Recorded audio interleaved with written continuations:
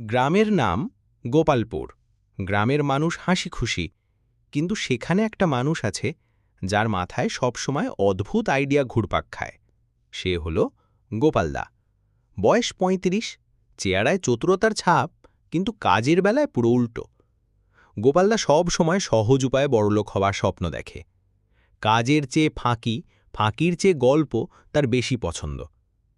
একদিন দুপুরে গ্রামের হাটের পাশে বসে গোপালদা কাঁদছে।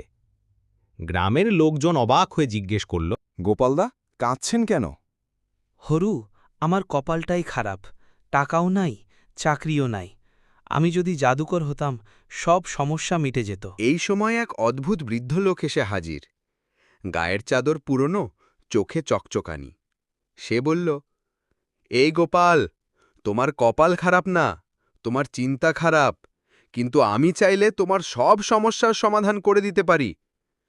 গোপালদা অবাক। কি আপনি জাদুকর নাকি? হ্যাঁ, আমি জাদুকর। আমার কাছে আছে জাদুর লাঠি, কিন্তু সাবধান, এই লাঠি সঠিকভাবে ব্যবহার না করলে মুশকিল হবে। বৃদ্ধ পকেট থেকে ছোট্ট একটা লাঠি বের করল।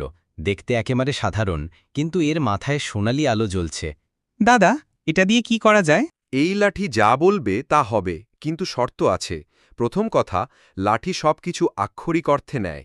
দ্বিতীয়ত, লোভ করো না। গোপালদা শোনামাত্র খুশি হয়ে উঠল। সে তো আর শর্ত মানার লোক না।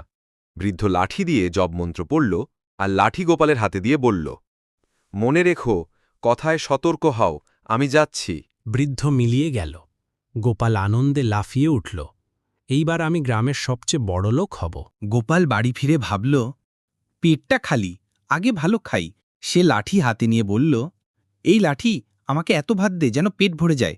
হঠাৎ ঘরের ভেতর ভাত আসতে আরে থাম থাম, আমি বলেছিলাম পেট ভরে যায়, ডুবি না।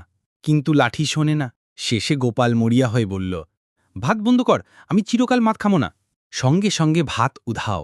গোপাল হাঁপাচ্ছে। উফ, লাঠি একটু বেশি সিরিয়াস। গোপাল আবার বুদ্ধি খাটাল। এখন আমি বলবো আমি হীরের মালিক হতে চাই। সে বলল, এই লাঠি, আমার ঘর ভরে দে হীরা দিয়ে। সঙ্গে সঙ্গে হীরা ঝরতে লাগল। গোপাল খুশিতে নাচছে। হীরা পেয়ে গোপাল বিশাল বড়লোক হয়ে গেল।